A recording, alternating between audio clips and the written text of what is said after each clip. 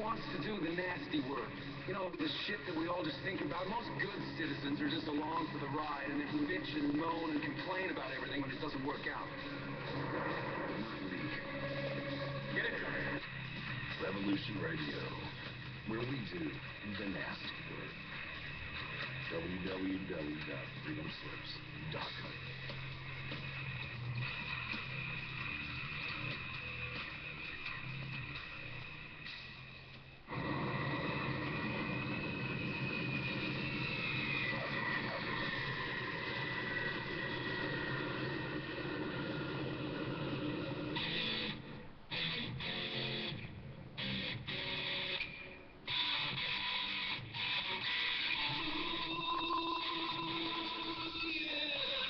The moment you realize you're caught in a dream, the adventure begins. Put your seatbacks and tray tables in the upright position as we take a trip in the very fabric of reality. Join me, Andrew Bartis, for Adventures into Reality, Monday, Tuesday, Thursday, Friday, 10 a.m. to 12 noon at Revolution Radio at freedomslips.com, where information never sleeps.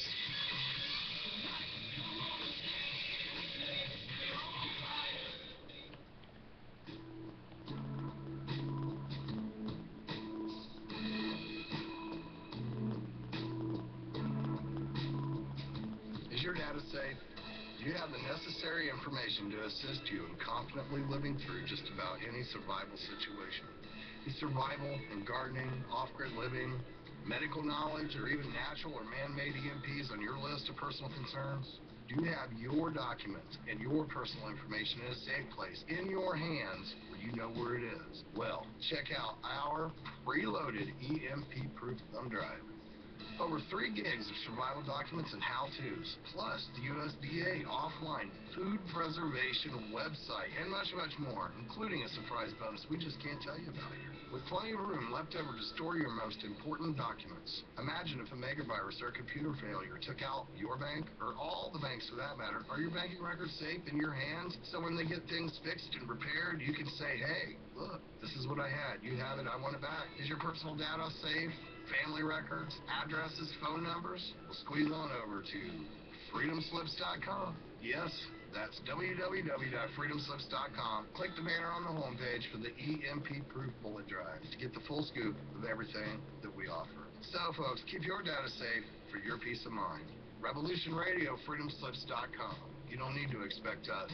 We're already here.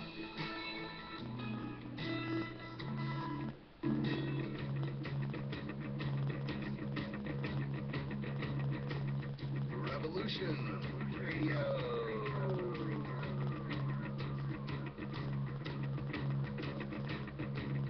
You're listening to Revolution Radio, freedomslips.com, 100% listener-supported radio, and now we return you to your host.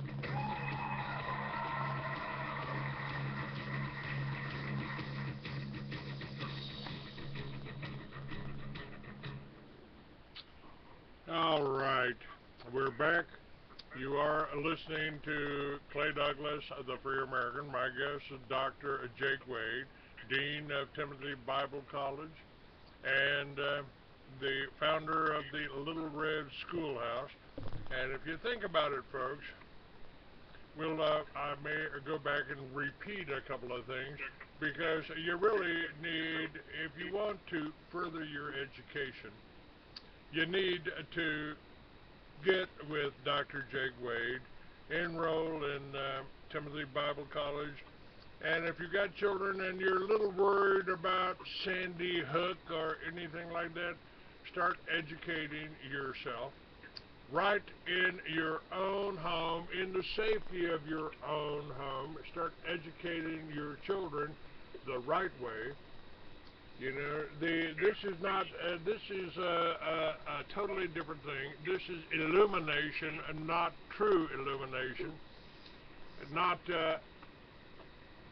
subjugation, not indoctrination. That was the word I was looking for. You know, teach children how to think for themselves. I knew a few people in school that maybe they had a little higher IQ, but they were actually some of the most ignorant people that I knew, because they really didn't know. They weren't practical. They didn't have any. They memorized better than I did. That's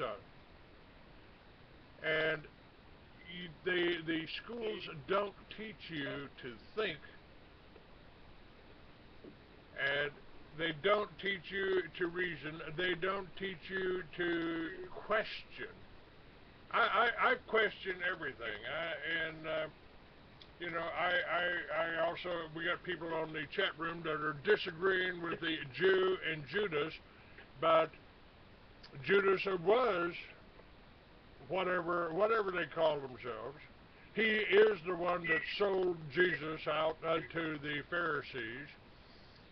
Don't believe it was Romans, because didn't Pontius Pilate say, "I wash my hands of this. I don't want to. I'm not going to do this."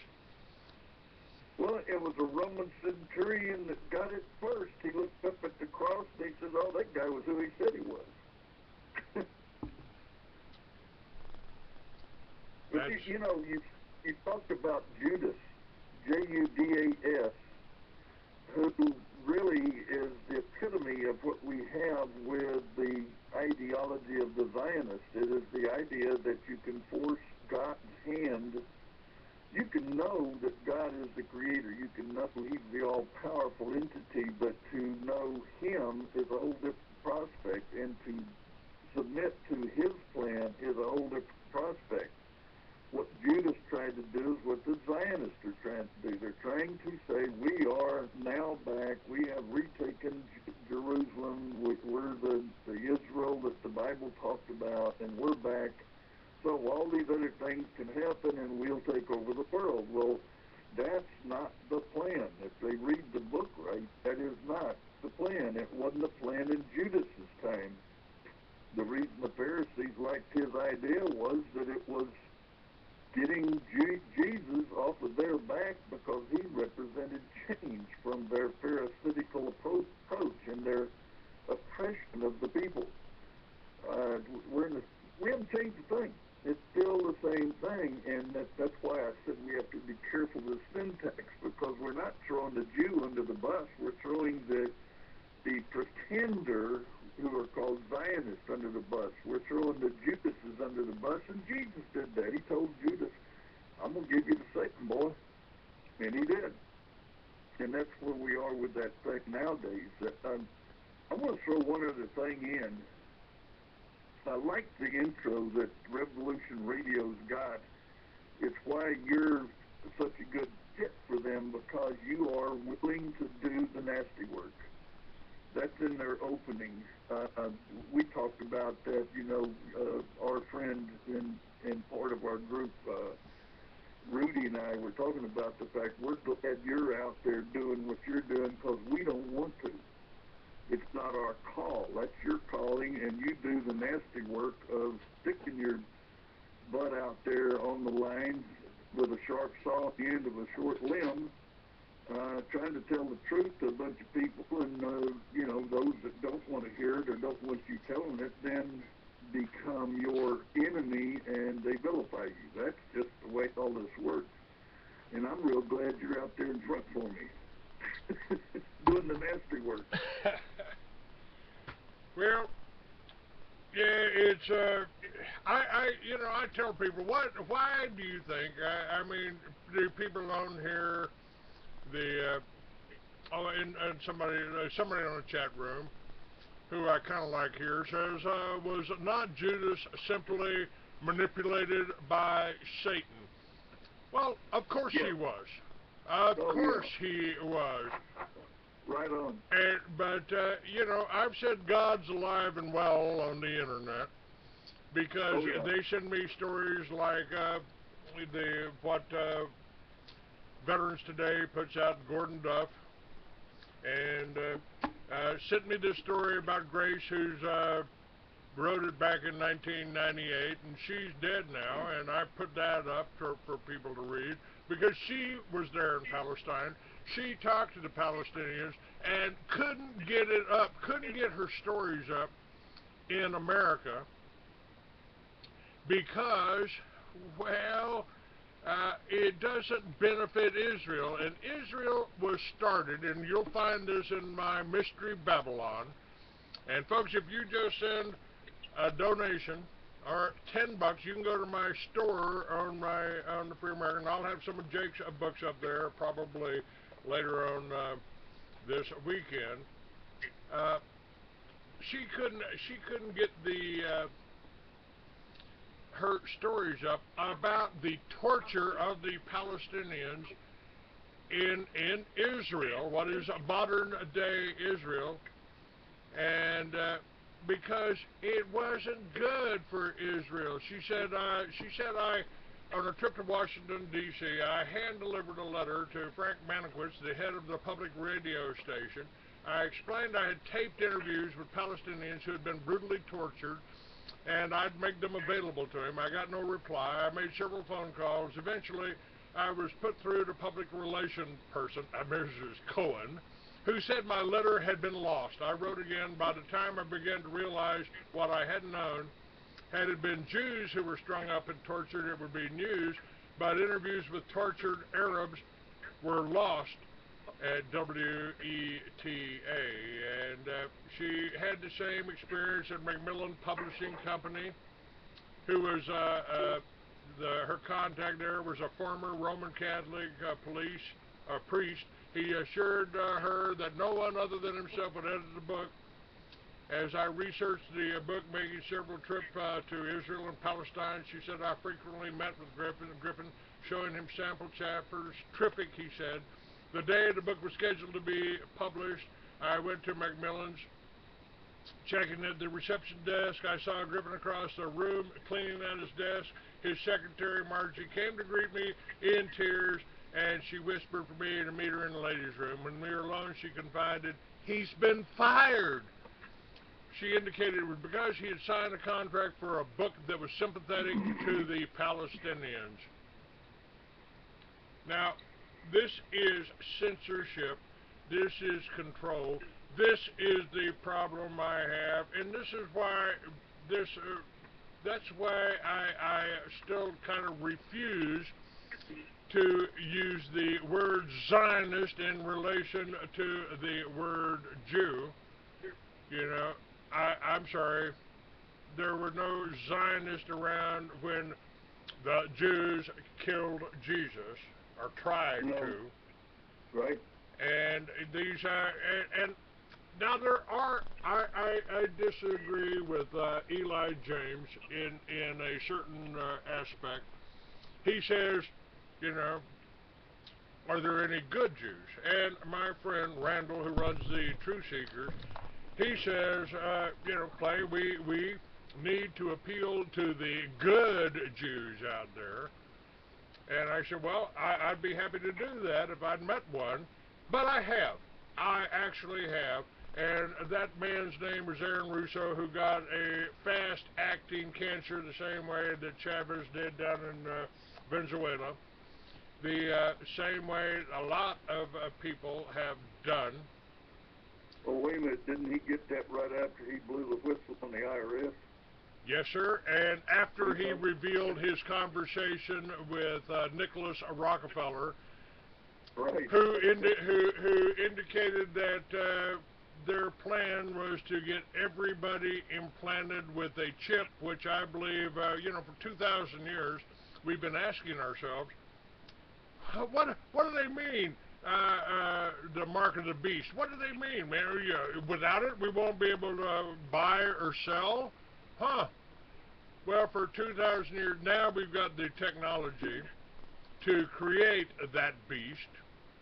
And I also agree with my co-author, Eli James, that this eighth beast talked about in the Bible is the whole Rothschild banking service. The beast is that television. I used to tell people when I started the militia, you need to take your guns, clean it, load it, shoot the TV, and you'll be a lot better off. They don't call it programming for nothing. Amen. Well, and the New World Order, the European Common Market calls the mainframe base computer the beast. And doesn't make any bones about it. It's very, out of the book of Revelation, it's right there.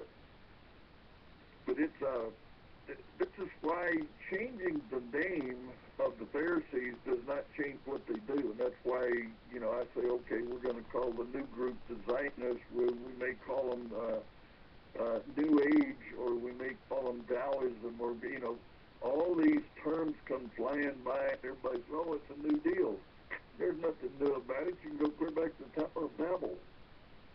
All this ridiculous ideology that somehow wants to set aside the Creator and the fact that He created everything is going to create problems for those who fall under the deception, just like Eve did in the garden.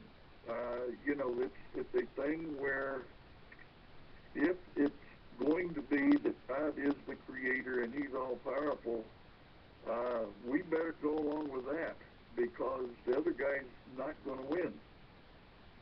And I read the end of the book. We do. So I want to be on the winning side. That requires me to fall under the leadership of some kind of ideology which represents Jesus is the same thing as God. He is the King of Kings and the Lord of Lords. And as I said, that works.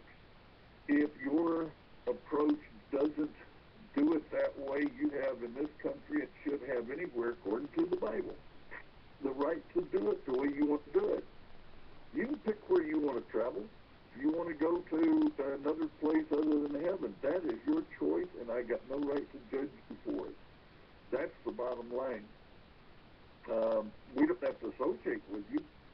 We don't have to be your best buddy, because ideologically we're not going to be able to stand being in the same room with you for a very long period of time, because we won't be able to converse on the same level. That is the truth of all of this stuff.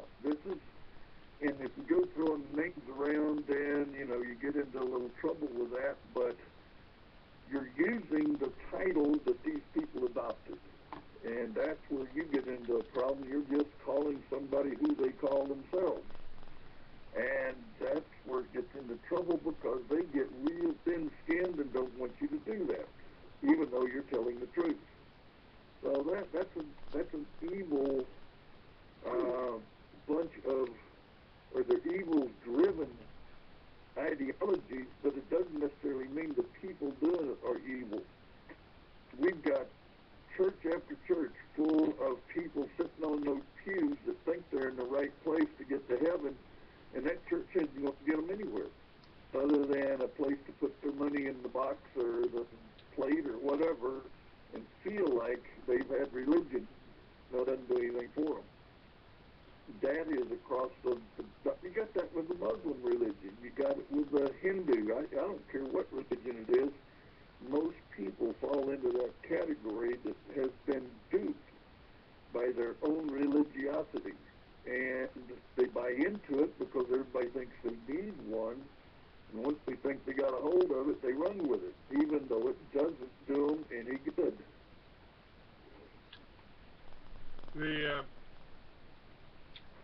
The whole concept for Liberty Villages, I want to restate that, because I think if people just got together, we could do that. Now, the way I envisioned it is taking a page out of your heritage, the American Indians. Now, the story of the American Indians is the true Holocaust story. Yeah. I mean, millions of Indians, much more than 6 million, were killed by what? Well, who were they? Who killed the Indians? Was that Christians? Was that the Catholic Church? Was that who was the bad guy in this? Now, we slaughtered the people that taught us Thanksgiving, that helped us, that opened their hearts into us, and we gave them smallpox blankets. Right. And now my original plan for Liberty Villages was using cabins, small cabins, because I don't think we need 2,000 square feet to be happy. I don't like dusting that much. Right. And the plan I had called for teepees because we can buy a teepee for probably under $5,000 and roll it up and move it if we needed to. Right.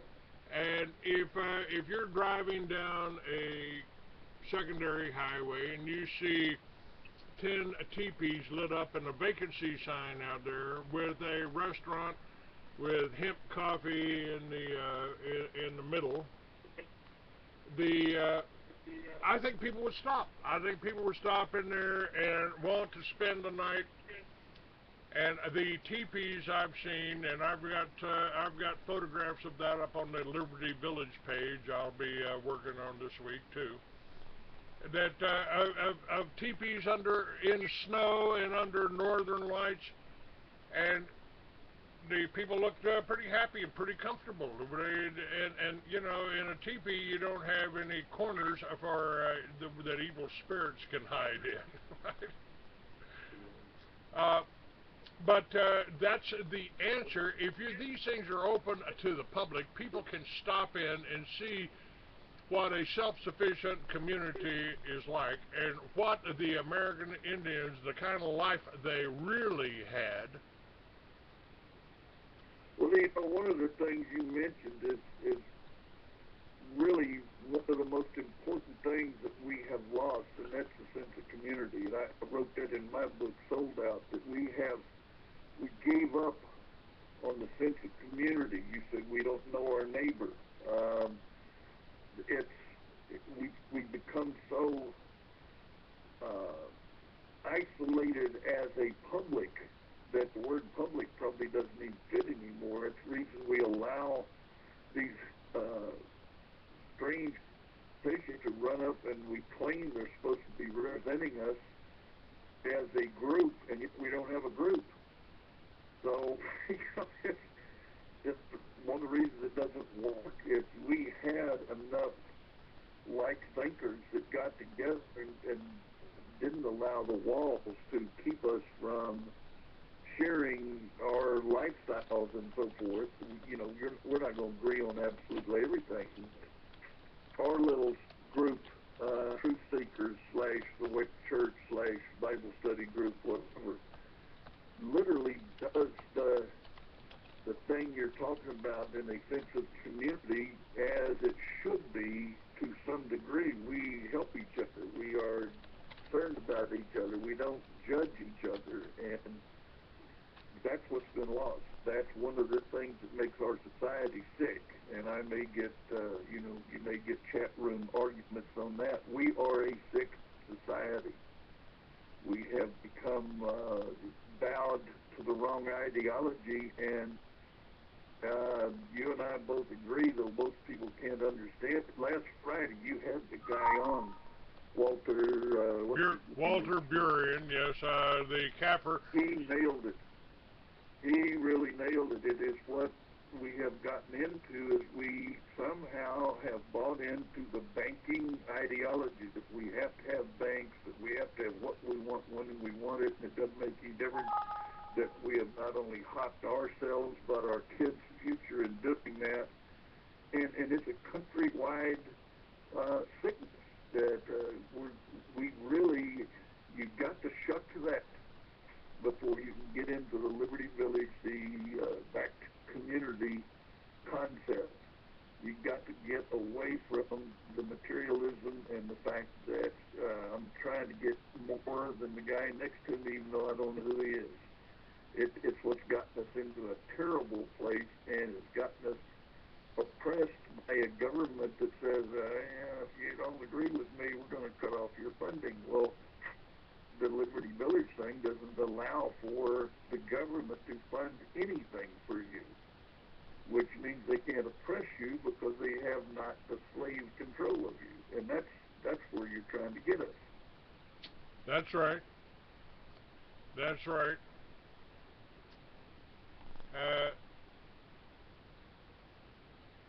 see.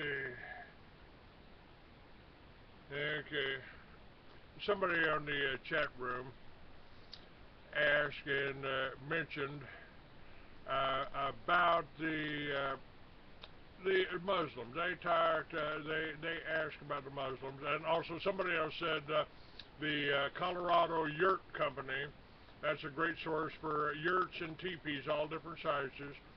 That's absolutely true. That's who I use. That's the concept I used, and if you wanted, I would. That's where I would send you. Get your teepees and yurts. They'll send them to you. The biggest cost on that is the shipping of the poles. That's got to be done by a truck. And somebody else said, Clay, who killed the Muslims?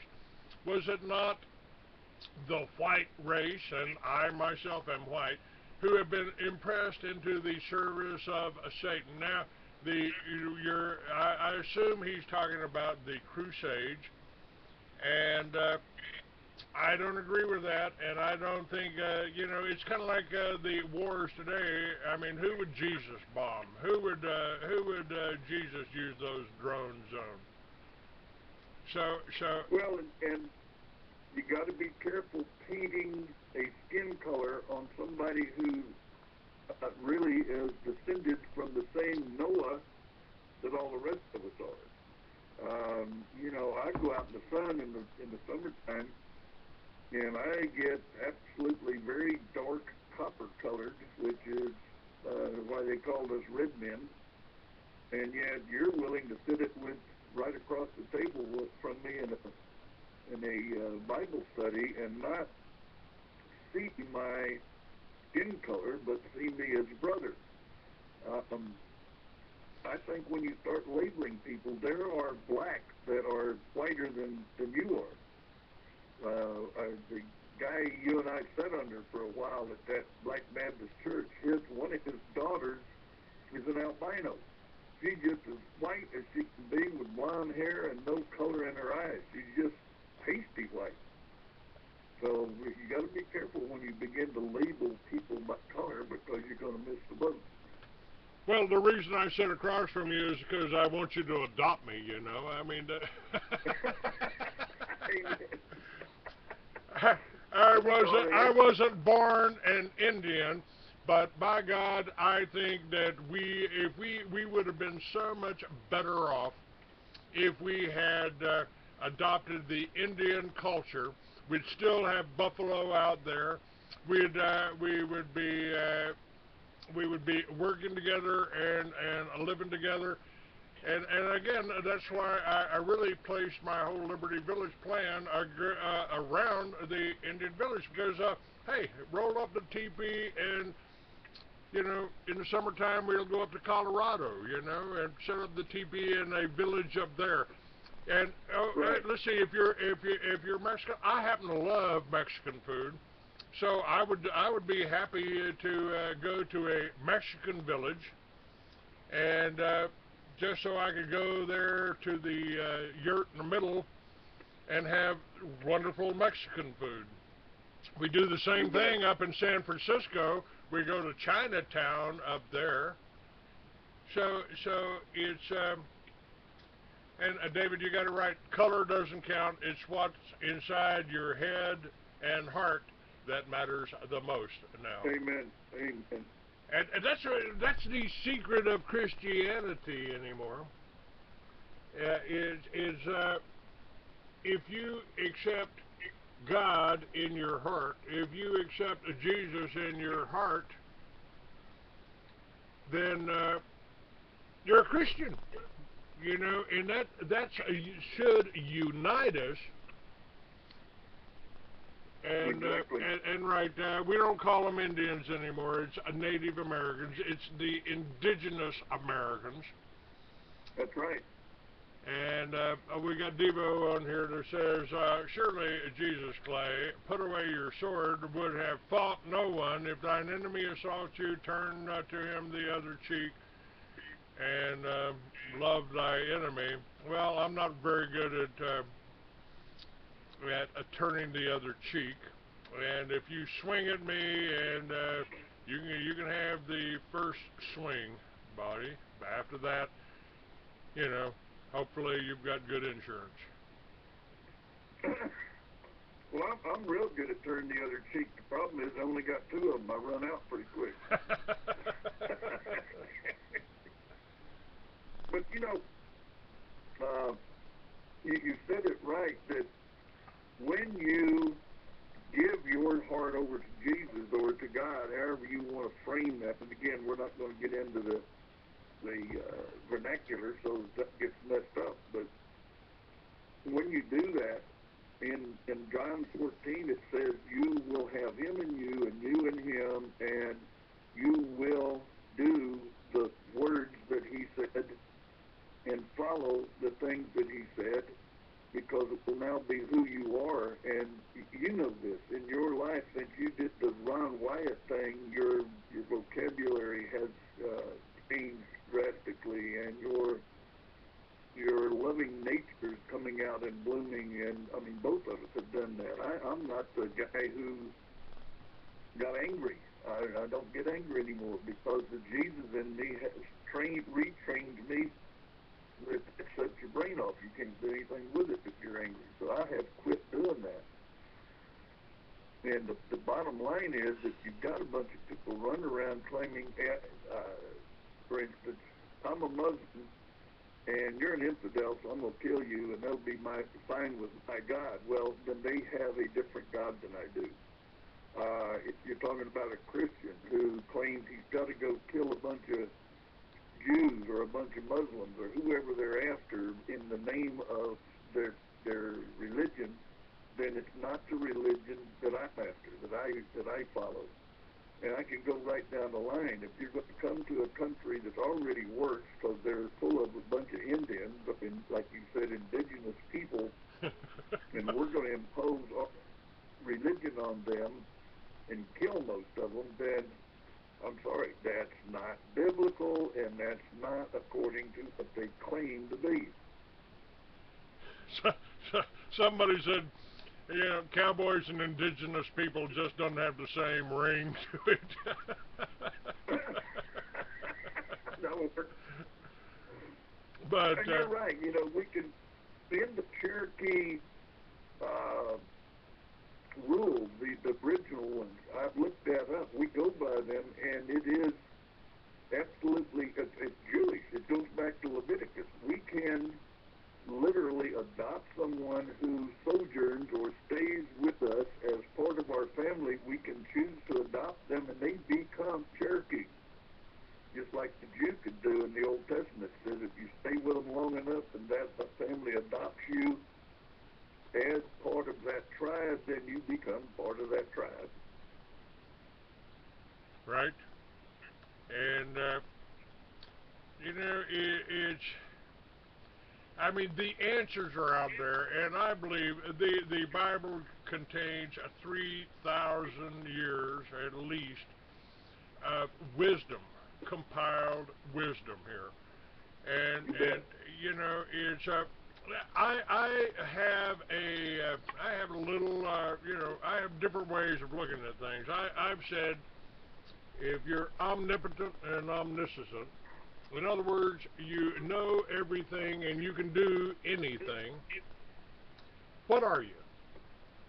The answer I get, and it's a correct answer, you're God. Amen. And you're the only one of your kind in the universe. Well, I have another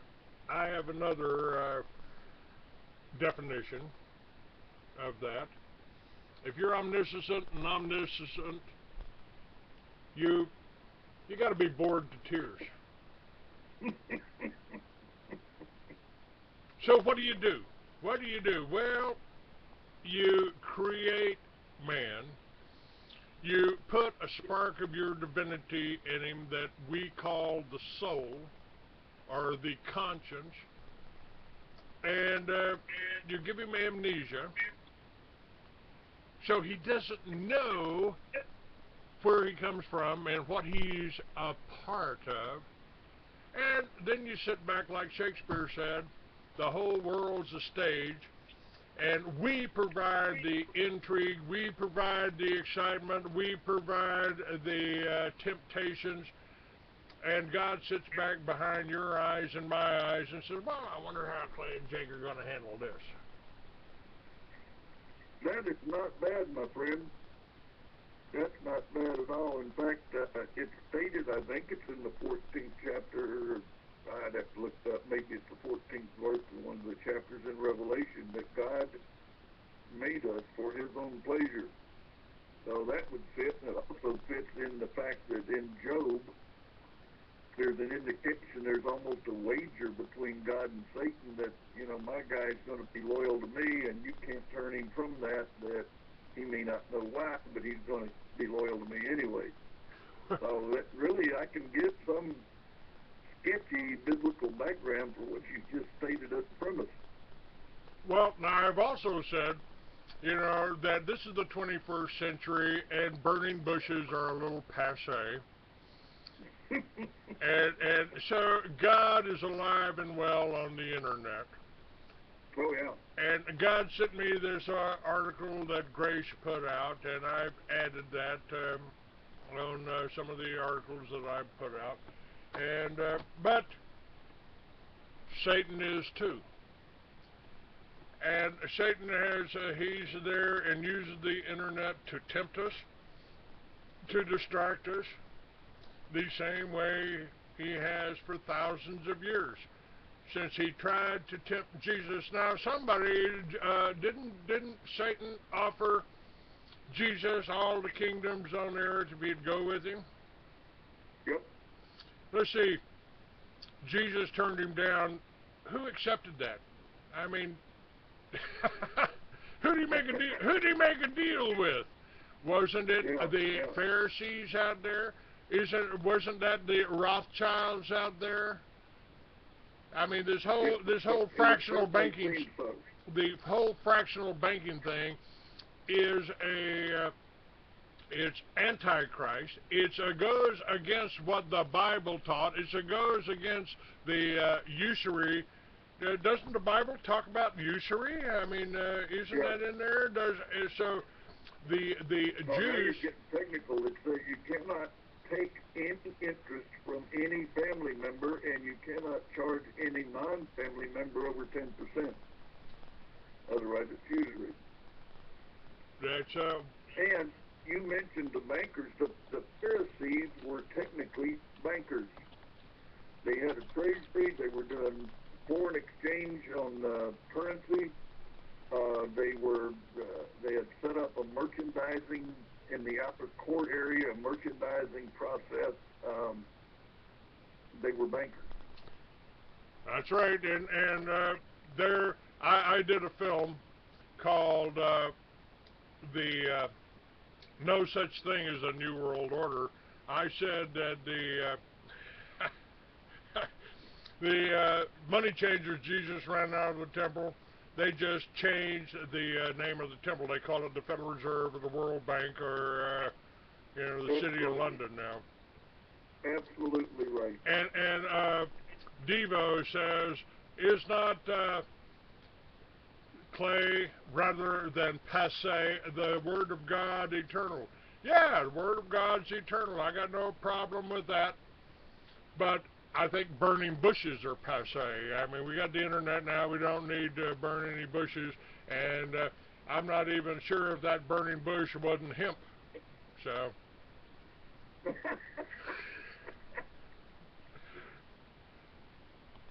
Well, and Moses was 3 different colors before he was done, you know. He was Egyptian, which was that kind of a olive brown shade, and then he was turned white and part of his ordeal getting ready to lead his people out of Egypt. God gave him a case of leprosy for a short time, and then he turned around and gave a full case to his sister, who said, why'd you marry that black woman? God said, okay, I'll make you white, girl. And he turned her white. Moses pleaded, please change her back. You know, it's my fault she's like she is. And then He goes up on a mountain to get all the commandments and comes back totally bleached. He is then Caucasian, if you want to use that term. He comes down, he's a white man. Somebody on the chat room said, what did Jesus Christ say, Clayton? No, it was Jesus Christ himself, and his response was, get thee behind me, Satan. You mentioned that in Bible study the other day. Who was he talking to when he said, get thee behind me, Satan? Wasn't that one of his apostles?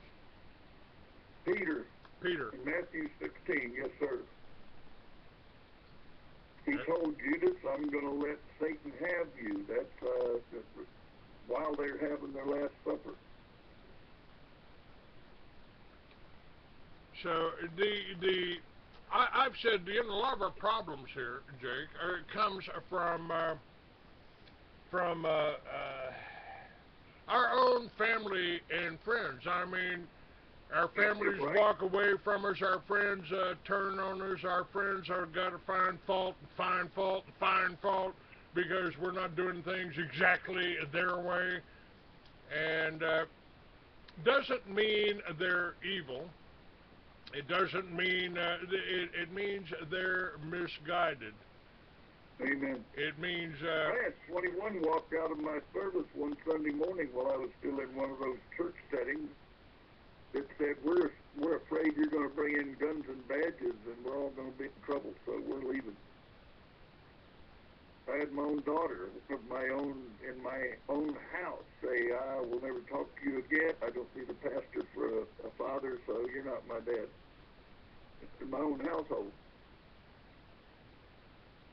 So yeah, our family and friends, right? Right. All right, and now, a friend is a guy who'll do your radio show even though it's not politically correct. Well, I haven't had real good luck with pastors before, Jake. My sister, shortly after I got out of prison for pot, in Texas, I went to see my sister, and she said, well, I want you to meet my pastor. And I said, okay, you've known me your whole life, you probably know what you're doing. She didn't. and the pastor showed up.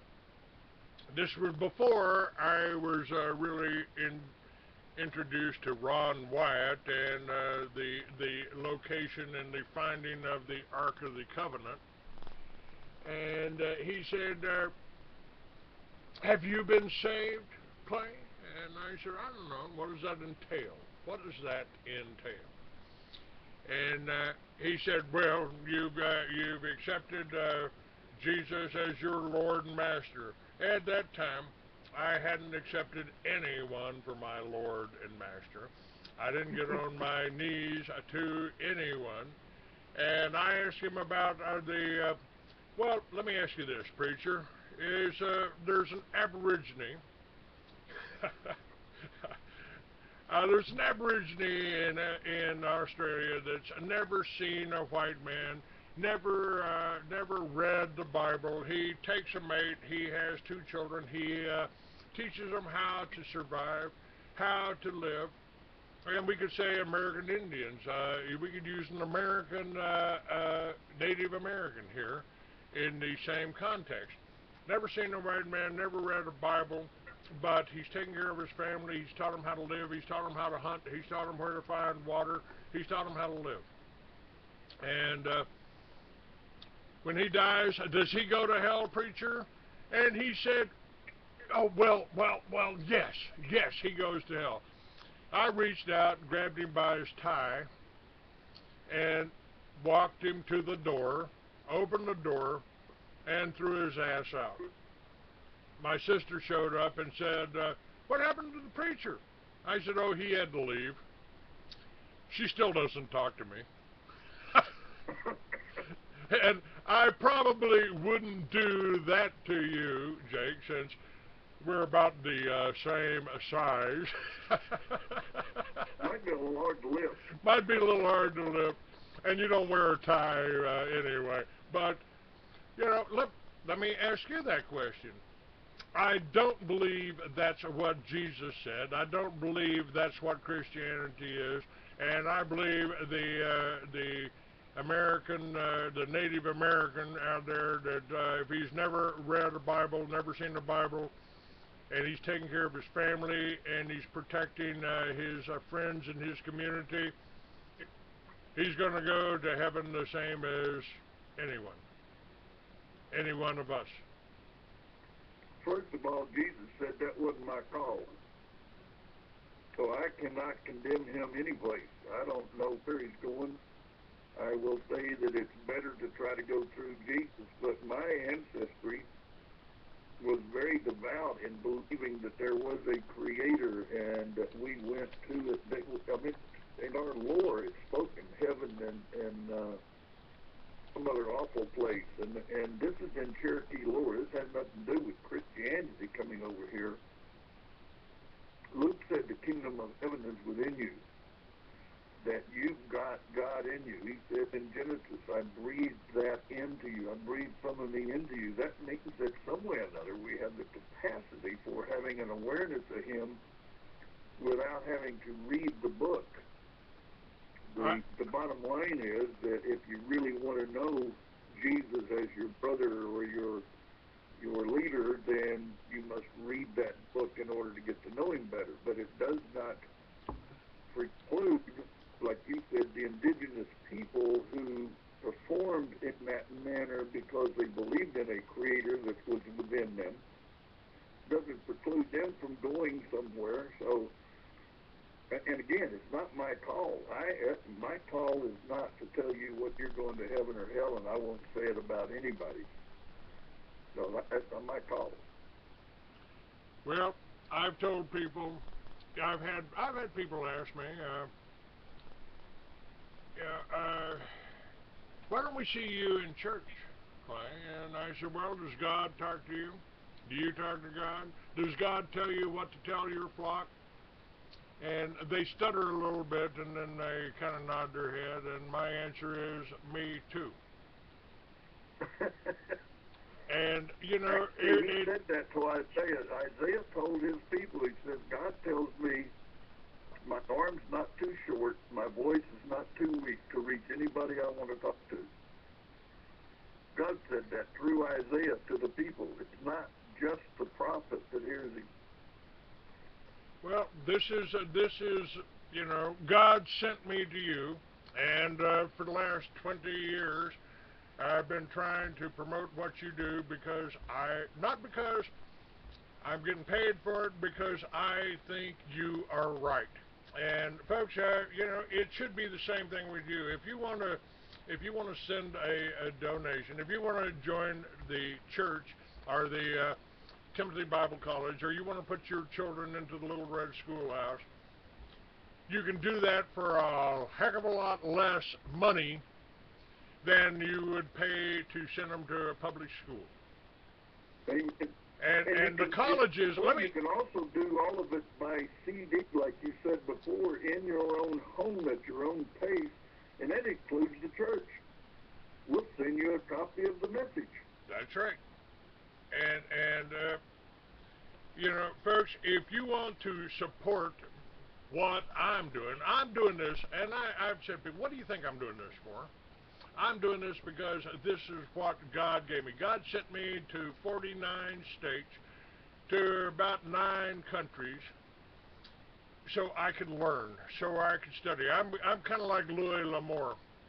If I write about a place, if I write about a mountain pass in Colorado, if I write about a island in the Caribbean, I've been there.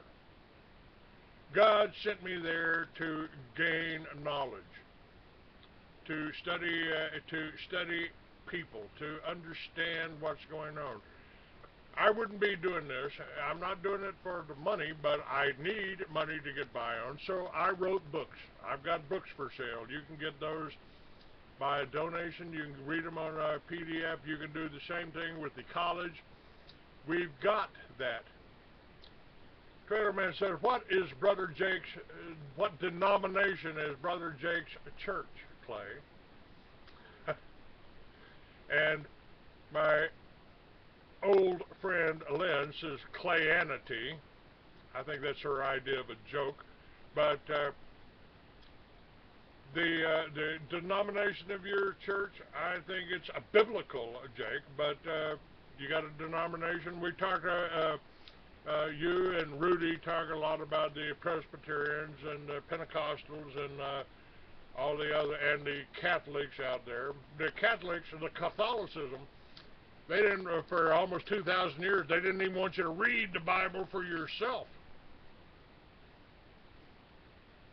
What denomination? When they made it, go ahead. They made it political.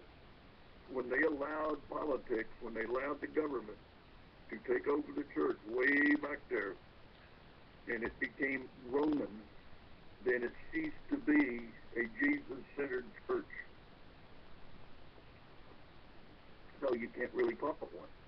And that's the case. John Calvin, I read his commentaries all the time. I've got all of his works on the Bible. He is right on. But the followers thereof, and the reason we talk about Presbyterians, and again, we're not trying to throw all these people under the bus, but the ideology has been perverted. I can't help that. I'm like you. I've got to tell it like it is. And if it offends people, I'm sorry, but look at the state of this country. There's something at the root of it, and I'm saying this is part of the problem, that we have turned from reality and truth and gone to we've got an economic system that's playing a board game called Monopoly. We've got an ideology that's not real, and so it doesn't work. If get back to the denomination, you know, my grandfather was a Methodist preacher, and I believe for a short time my father was too.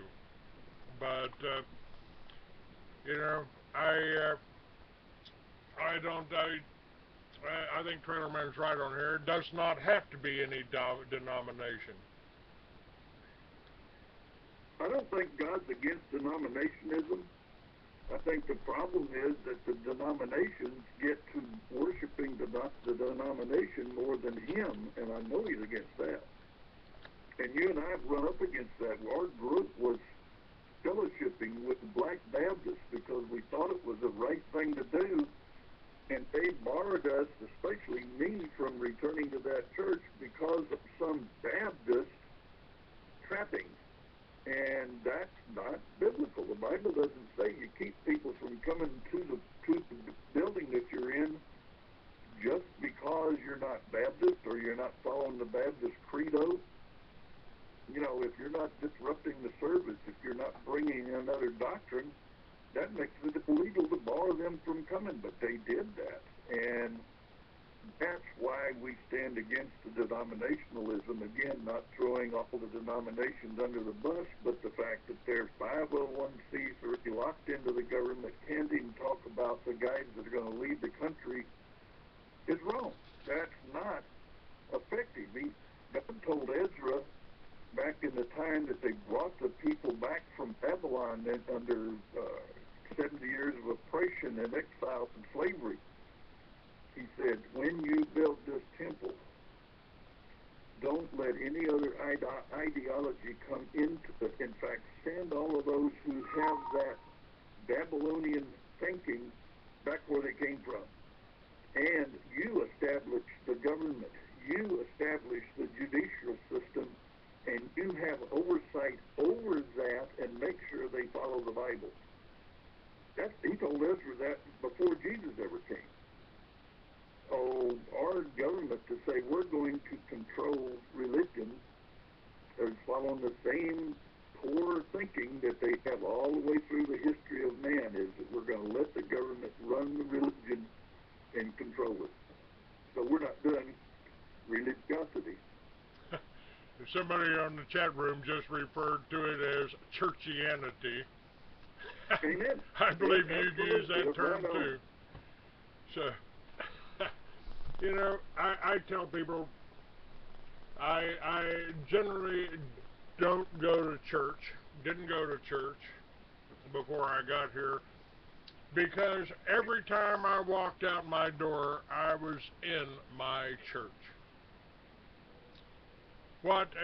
This, as far as I'm concerned, I'm still in the Garden of Eden. I got access to it. This is a garden planet. We sit on the side of a hill at Joe's, or we sit in this little building out in the middle of our pasture here and watch the horse and the deer run by. And wait a minute, that's what Jesus did. Yep. And Jesus told us that you can do what I do and more. What he's telling you folks is that now that black church, you mentioned that black church, and this is the pastor of that church tried to keep you from preaching in other churches miles away, and there is one aspect of that church that I wasn't aware of when I was inside it, but the cornerstone of that church and others was Masonic. Amen. Yep. Now, is that where the problem comes from? Well, it's like I have told people that want to wear a kiss or one of those Satan-worshipping rock groups, that you want to wear their T-shirt because it's catching and it's pretty. That's great. I mean, that's good fashion if that's your fashion sense. However, you're wearing a uniform of the enemy, and that's the same thing here. All right, we're out of time here. Jake, thank you. See you on Sunday. And God bless you all, folks. Thanks for listening.